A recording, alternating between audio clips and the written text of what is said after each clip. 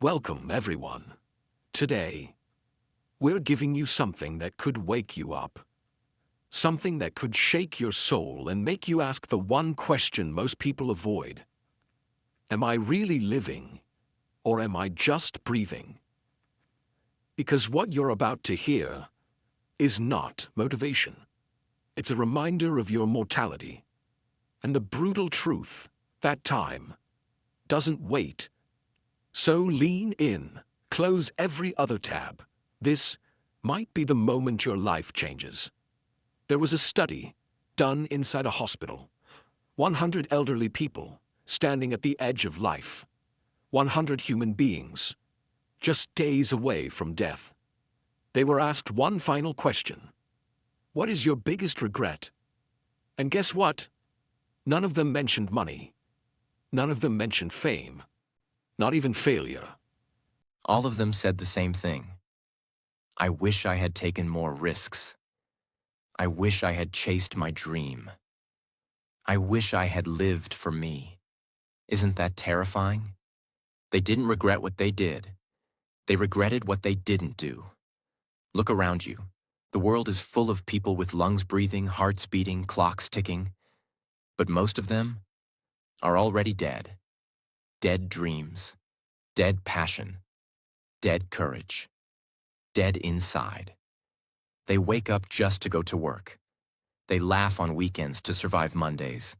They scroll, they copy, they wait for someday. And they call that a life.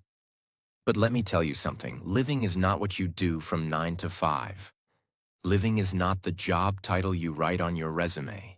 It's not the car, not the house, not the likes, not the weekend escape.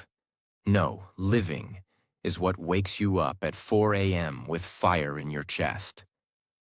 Living is risking comfort to chase meaning, saying no to what's easy and yes to what makes your soul scream. You live when you choose courage over comfort, when you speak your truth, when you walk alone if you have to. You live when you stop waiting for permission, because someday they'll bury your body. But many of you have already buried your heart. The dreams you had at 16, are they still alive? That version of you who wanted more, is he still breathing? Or did the world convince you to give up? Slowly. Listen to me. You only get one life, one shot. And the saddest part? Most people will die without ever living it, but not you. Because today, you're going to learn exactly how to live. Stay with me. What comes next will change you. This video will also help you improve your English and change the way you see life. Subscribe now, and let's begin. Chapter 1. Perception and Psychology. Change your mind, change your life. Most people are not trapped in a job, not trapped in poverty, not even trapped in their circumstances. They are trapped in their own mind. If your perception is broken, your whole life feels broken, even when nothing is. And if your perception is clear, you can walk through fire and still feel like you're free. The first secret to truly living, not just surviving, is this. You must reprogram the way you see the world. What is perception? Perception is not reality, but it shapes your reality. Two people can live the same day. One calls it a disaster. The other calls it a lesson. One sees failure and breaks. The other sees failure and builds. One sees a heartbreak and gives up on love. The other sees heartbreak and realizes what they truly value. So the question is never, what happened to you? The question is, what meaning did you give it? That meaning, that story you tell yourself, becomes your life. Imagine this. Two kids grow up in the same house. Their father is abusive, angry, cold, never said, I love you. Years later, the first child says, I'm this way because of my dad. He ruined my life. I'm angry, afraid, and broken. The second child says, I'm this way because of my dad. He taught me who I never want to become. So I became kind, patient, and gentle. Same house, same pain, different perception. That's the power of psychology. That's the power of the human mind. You can either let your pain define you, or you can use it to design you. Everything you see is filtered through the lens of your past beliefs. If someone compliments you, but your lens says, "I'm not worthy," you'll reject it. If someone loves you, but your lens says, "I'm not lovable," you'll sabotage it. So the real enemy isn't the world, it's the lens. Fix the lens, and the whole world looks different. This is why people with nothing can be grateful, and people with everything can still be depressed. It's not what you have, it's how you think. You don't see the world as it is. You see it as you are. If your internal world is full of fear, then even kindness feels suspicious. Even opportunities feel like traps. But if your internal world is full of clarity and purpose, then even failure feels like growth. Even endings feel like beginnings. You want to live fully? Fix your perception. And how do you do that? The 3 powerful shifts to change your psychology. 1. Ask better questions. Stop asking, "Why is this happening to me?" Start asking, "What is this trying to teach me?" 2. Interrupt the negative story. Whenever you hear yourself say, "I'm not good enough," "People like me don't succeed," "I always fail," stop, breathe. Say, "That's just a story. I can write a better one." 3. Surround yourself with better mirrors. You believe what you hear the most. If you're surrounded by small thinkers, negative people, or fearful voices, you'll start to shrink. But if you surround yourself with those who believe in something bigger, you'll start to grow. You want to live a real life? You want to wake up and feel alive again? Then stop waiting for the world to change. Start by changing your mind. Because the prison you're in, most likely, you built it. And the freedom you crave, it begins with how you choose to see. Everyone dies, but not everyone rewrites the story in their mind. Start there. Live begins in the brain. Chapter 2. Relationship Dynamics. Who you keep shapes who you become. Let me ask you something personal. When you walk into a room full of your so-called friends, do you feel seen? Do you feel inspired? Or do you feel like you need to shrink yourself to be accepted? Because the truth is, you don't just grow by yourself, you grow through who you're around. There's a famous truth in psychology. You become the average of the 5 people you spend the most time with. So look around. If they're negative, scared, bitter, complaining, you will become that too, even if you're not like that now. If they laugh at your dreams, you'll start to feel like your dreams are too big. If they secretly hate you but still hang out with you, you'll start to question your own worth without even knowing why. Relationships shape identity. When you spend time with someone, you don't just share words. You share energy. You absorb their beliefs. You imitate their habits. You mirror their standards.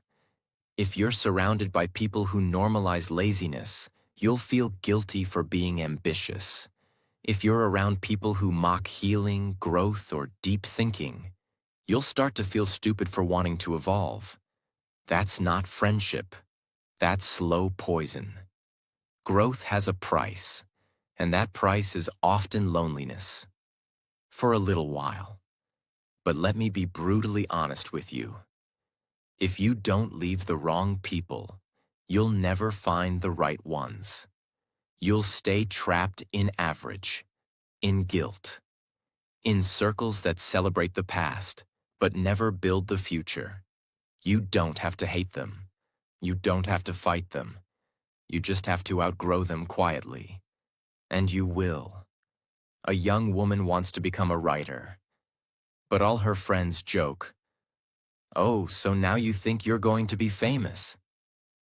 Come on, you can't even write a birthday card properly."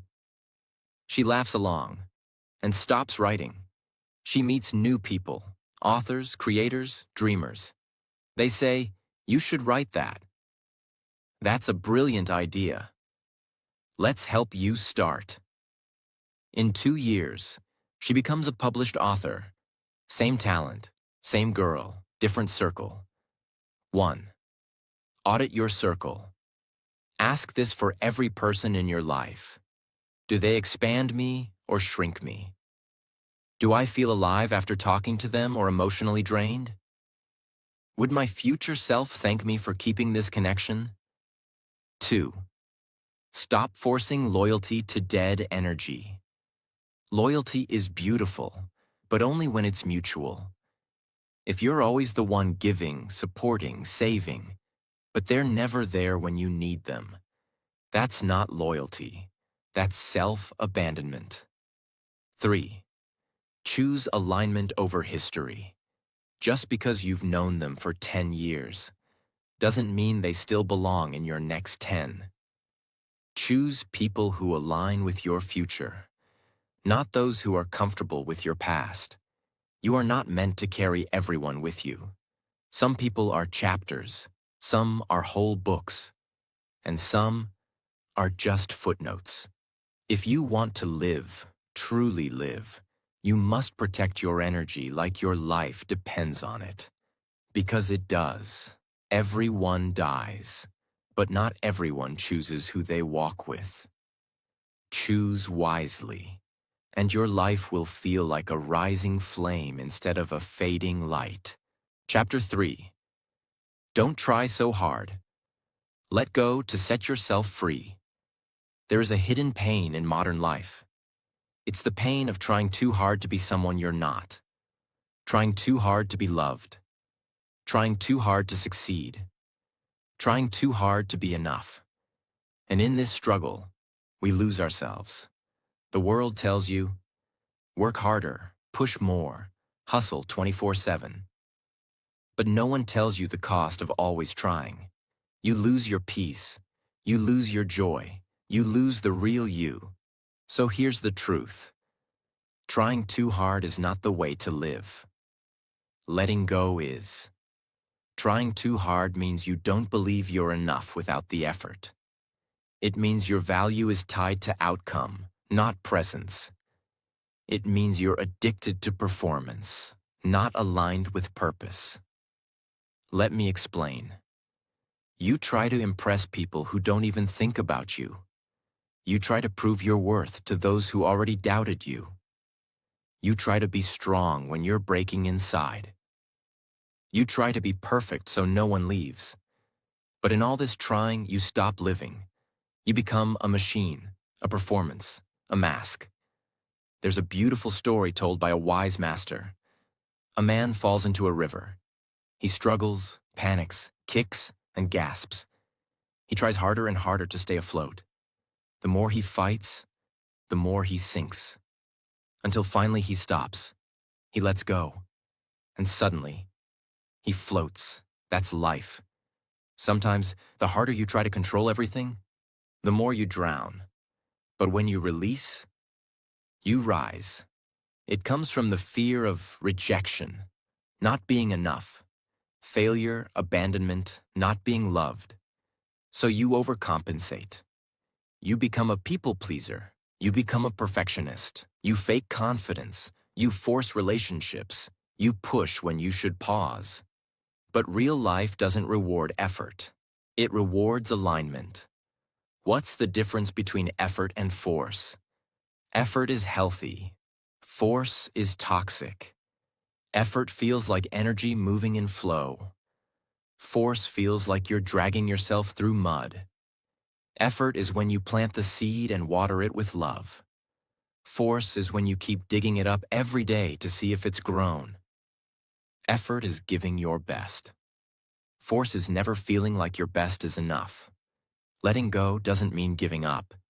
It means surrendering the need to control what you can't. It means trusting the process, allowing space for grace, knowing that who you are is enough, acting from peace, not panic. You let go of people who left. You let go of outcomes you can't predict. You let go of trying to prove something to the world. And in that letting go, you come back to yourself. Imagine a girl who always tried to be the perfect daughter. Straight A's, no mistakes, smiling always, never complained. But inside, she was exhausted, depressed, crushed. One day, she stopped trying to be perfect. She cried in front of her parents. She told them the truth. She said, "I don't want to be your project. I want to be your child." That day, she didn't lose love. She found it. Because real love starts when you stop performing. You were never born to prove your worth. You were born to live it. Stop trying so hard to be liked, perfect, accepted, enough. You already are. You don't need to hold your breath to be loved. Let go and breathe. Everyone dies. But not everyone lets go of the pressure and finally lives. Chapter 4. Health and Vitality. Energy is the currency of life. Let's be real. You can have all the dreams, all the money, all the opportunity in the world. But if you don't have your health, you have nothing. There is no wealth without health. Because without the energy to live, you're only surviving. Most people don't die at 80. They die at 40. When their body breaks down, their mind gives up, and their soul goes numb. But they are still breathing. They call that aging. But that's not aging. That's neglect. If you want to truly live, you must protect your energy. Vitality is more than fitness. It is your life force. It's the reason you wake up with energy or wake up with dread. It's the strength behind your decisions. It's the spark in your eyes, the glow in your skin, the sound of your laughter. And without vitality, life feels like a prison. Let's talk about what's draining you. Processed food that makes your brain foggy. Screens that steal your sleep. Sedentary living that weakens your muscles. Negative thoughts that poison your nervous system. Shallow breathing that limits your oxygen. Relationships that drain your emotional energy. Lack of sunlight, movement, joy. Most people are not tired because of too much work. They are tired because of too little life. They eat lifeless food, live under fluorescent light, sit for 10 hours and scroll for 5. Then they wonder why they're anxious, inflamed, exhausted, and numb. That is not living. That is slow self-destruction. To live a full life, you must take care of all 3. 1. Body. Move every single day, not to lose weight, but to feel alive. Drink water like it's sacred, because it is. Eat real food from the earth, not from a factory. Your body is your home. If you don't clean it, move it, and fuel it, it breaks down. 2. Mind. Your mental diet matters as much as your food. Garbage in, garbage out. Feed your mind with peace, not panic. Read things that expand you. Rest deeply. Think clearly. A calm mind gives birth to a clear life. 3. Spirit. Do you make space for your soul? Do you ever just sit in silence and listen? Breathe deeply. Go outside. Meditate. Pray. Write. Disconnect to reconnect. This isn't spiritual talk. This is real medicine for a tired soul. A successful man, earning 6 figures, working 16 hours a day, always on flights. One day, he collapsed at his desk. Doctors said, "You're healthy, but completely burnt out." He had money, but no energy. He had status, but no sleep. He had respect, but no peace. He quit for 6 months, started walking in the morning, stopped drinking, ate food that didn't come in plastic, read books, slept, played guitar again, and he said, "This is the first time in 15 years I feel like I'm actually alive." How to build vitality. Starting now. Sleep 7 to 8 hours every night. Non-negotiable. Move your body daily. Even a 20-minute walk will change your mood. Eat more plants, fewer chemicals. Food is fuel. Drink more water. Your brain needs hydration. Breathe deeply. 5 times a day. Close your eyes and inhale fully. Limit screens. Don't let blue light steal your light. Connect with nature. It's not a luxury, it's a necessity. Protect your energy, physically and emotionally. If you don't make time for wellness, you'll be forced to make time for illness. This life is short, and your body is your vehicle for living it. So treat it like your only home, because it is. Everyone dies, but not everyone protects their energy so they can fully live. If you want to go far, take care of the machine that will carry you. Chapter 5. Discover your life's task. Why you were born. There is something worse than failure, worse than heartbreak, worse than poverty. It is this: living your entire life without ever discovering why you were born. Most people wake up, go to work, come home, scroll through a screen, eat, sleep, repeat.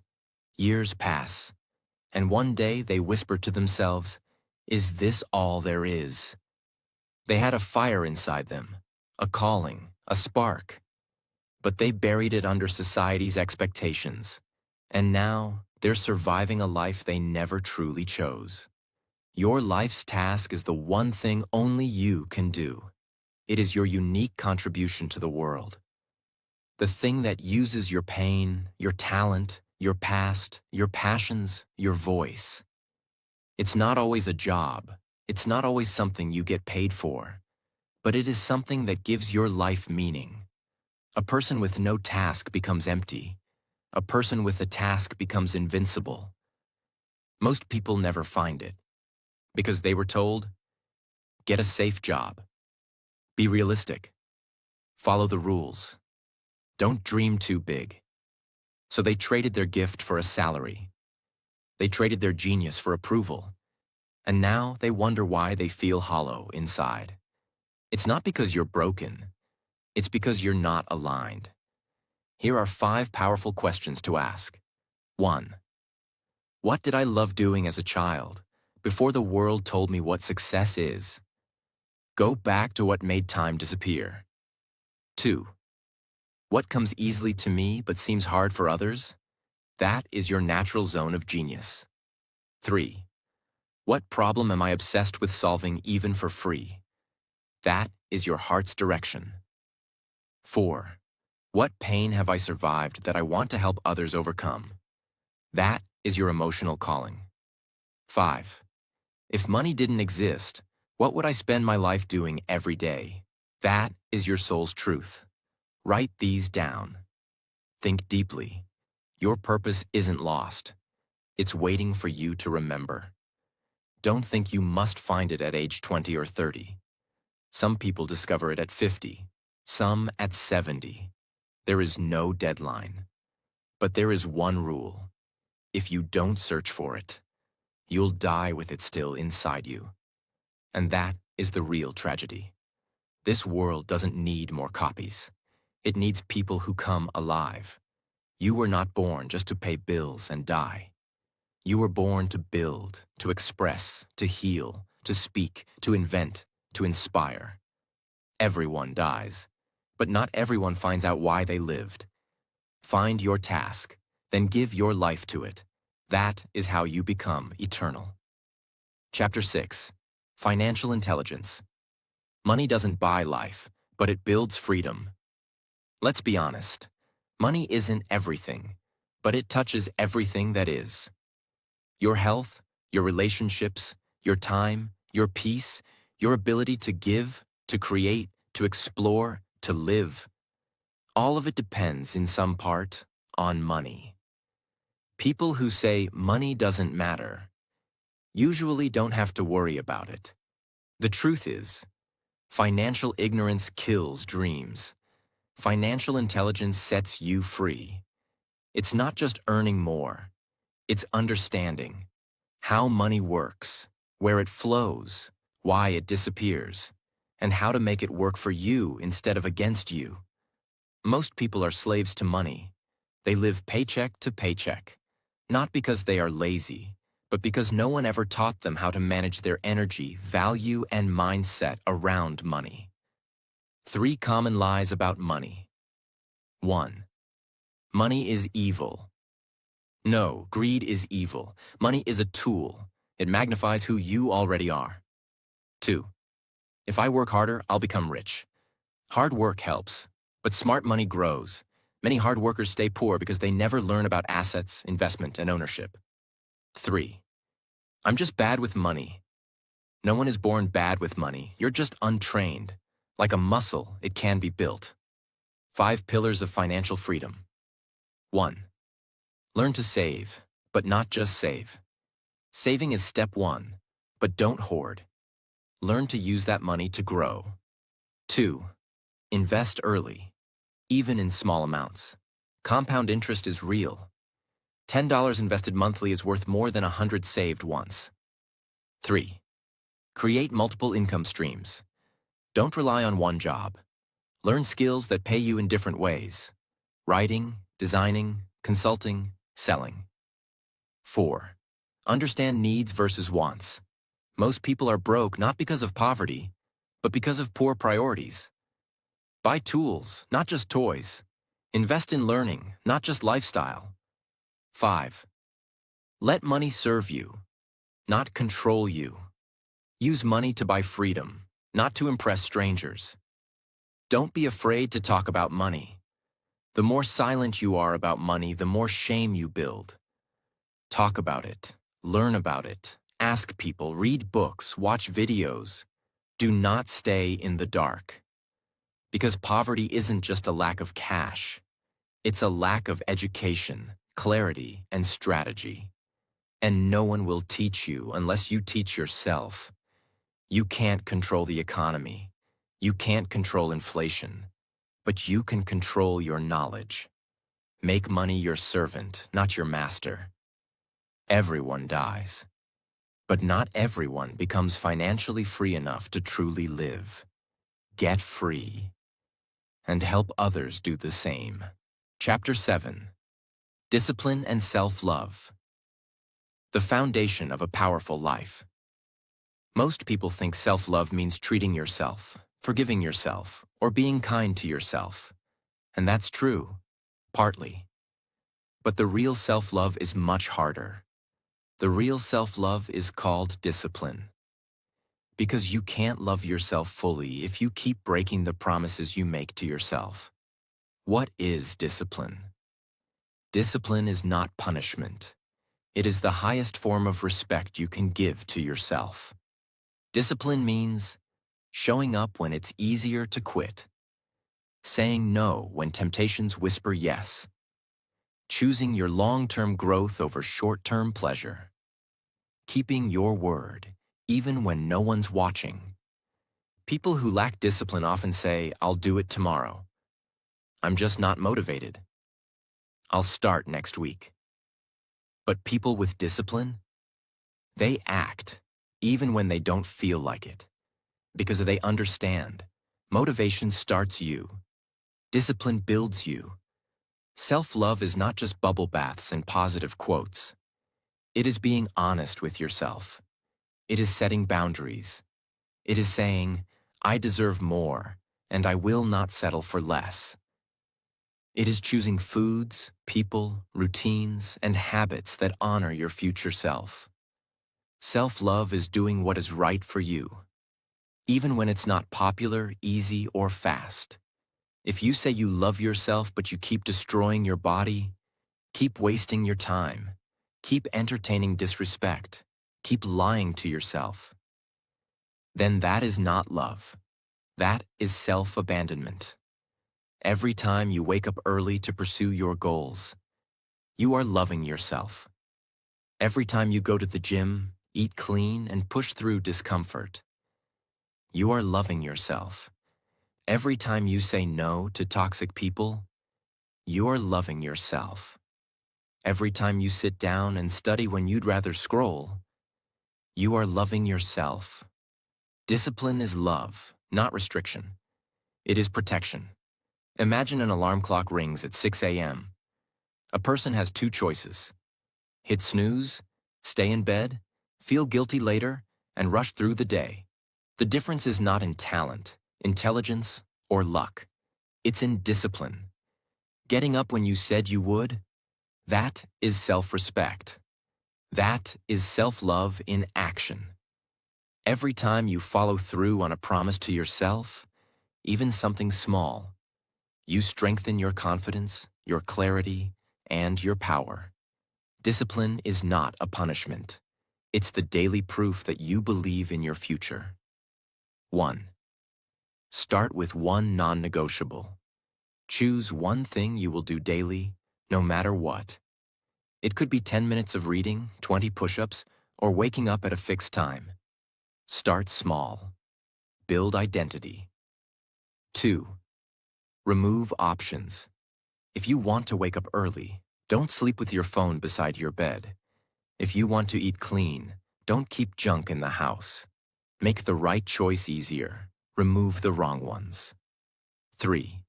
Track your promises. Keep a journal. Every night, write, "Did I keep my promise to myself today?" This will rebuild trust with yourself. 4. Celebrate progress, not perfection. You don't have to be perfect, but you do have to keep going. One step at a time is still movement. You can't heal what you continue to harm. And you can't grow into your highest self if you keep making excuses for your lowest self. Everyone dies, but not everyone loves themselves enough to build the life they deserve. If you want real power, real confidence, real freedom, start with discipline. Start with love. Chapter 8. Empathy, the most underrated superpower. In a world obsessed with intelligence, success, and power, there is one trait that is forgotten, but life-changing. It's called empathy. And if you want to truly live, if you want to deeply connect, if you want to leave behind something bigger than money, then you must learn the quiet strength of understanding another human being. What is empathy? Empathy is not sympathy. Sympathy is saying, "I feel bad for you." Empathy is saying, "I may not fully understand your pain, but I'm here with you in it." It is the ability to pause your opinion, step into someone else's story, feel their emotions, and respond from compassion, not judgment. Empathy is not weakness. It is emotional intelligence at its highest level. Empathy heals. It creates space. It ends arguments. It opens hearts. The most influential people in history, from leaders to artists, were not just smart. They were deeply human. Because in the end, people don't remember your resume. They remember how you made them feel. Empathy is what makes life rich, deep, meaningful. Without it, we become machines. Successful maybe, but emotionally dead. 1. Listen without interrupting. Don't listen to reply. Listen to understand. Sometimes people don't need answers. They just need to be heard. 2. Assume the best, not the worst. When someone is cold, maybe they're hurt. When someone is angry, maybe they're scared. Try to see their humanity before you label their behavior. 3. Ask real questions. Are you okay? Do you want to talk about it? What can I do for you? These simple words save people. 4. Empathize with yourself too. Don't just show compassion to others. Be gentle with yourself. Forgive yourself. Understand your own wounds. You can be successful, wealthy, and admired. But if you're cold, arrogant, and selfish, you're not living. You're performing. True living happens in relationships, and relationships grow through empathy. That's how you build love. That's how you become someone worth remembering. The strongest people are not those who hurt the most. They are those who understand the most and still choose kindness. So speak softly, listen deeply, feel openly, because one day it could be you on the other side. Everyone dies, but not everyone chooses empathy.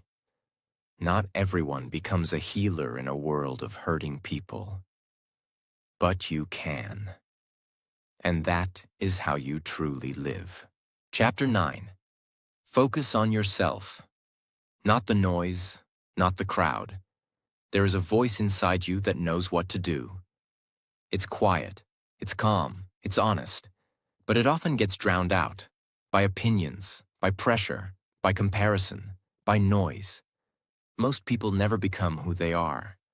They only become what the world told them to be. Because instead of focusing on themselves, they focus on the crowd. And that's the first step to dying before your time. It does not mean becoming selfish. It does not mean ignoring people or isolating yourself. It means building your life around your own values, not society's trends.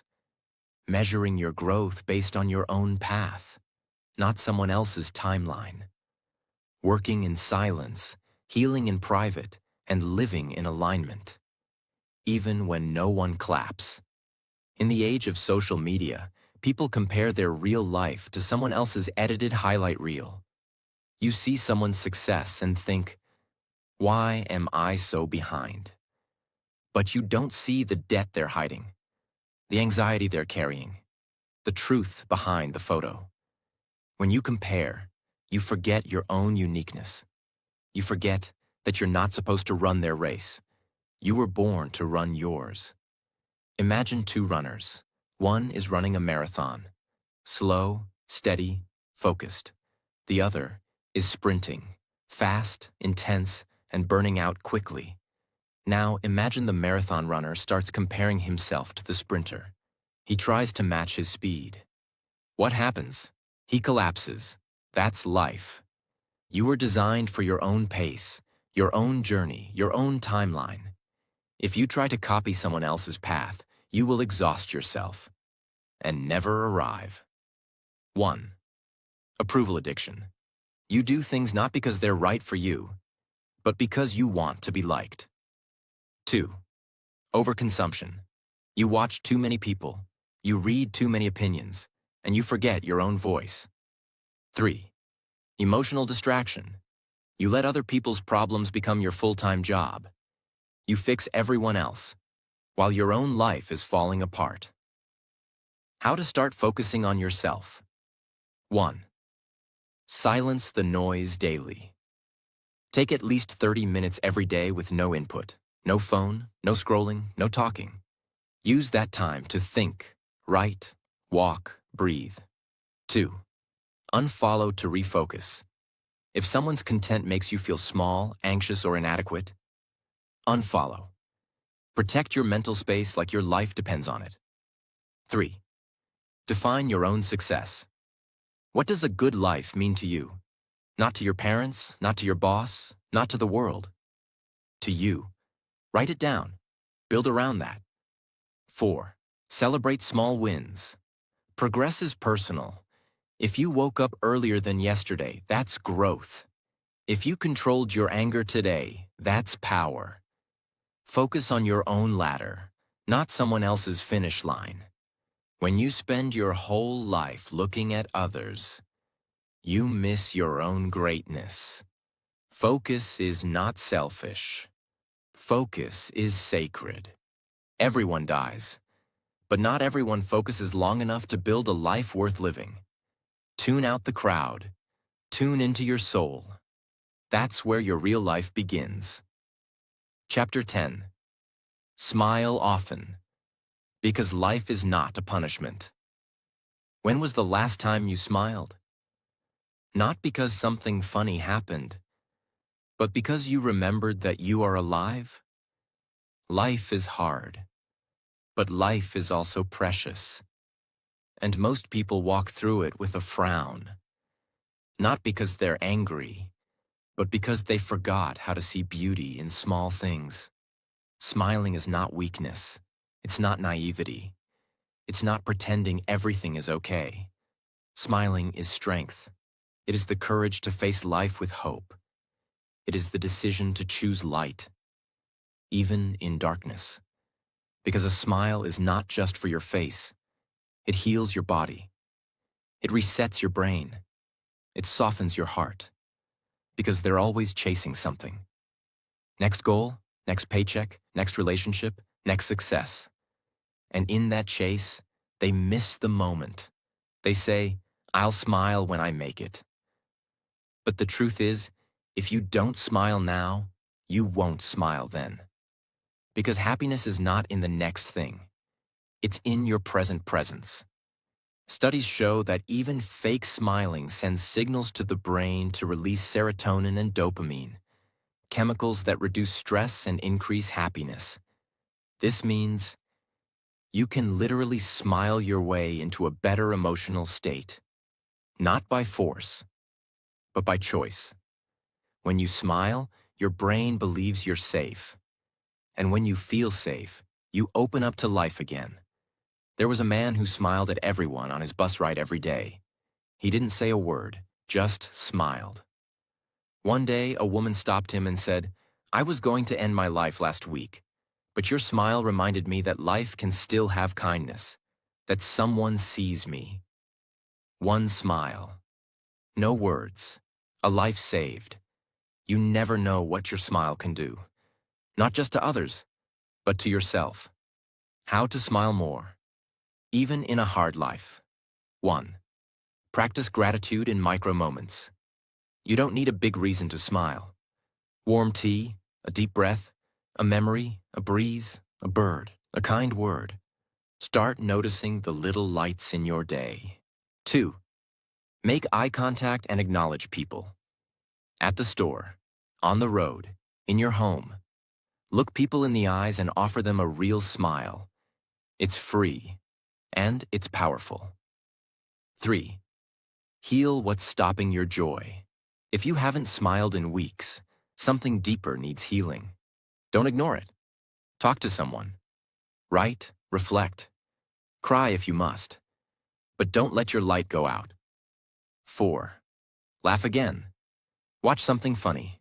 Be around people who make you laugh. Don't be too grown up to enjoy life. Laughter is medicine. You were not born to live with a burdened face. You were born to shine. Don't let the pain of life steal the joy of being alive. Smile, not because everything is perfect.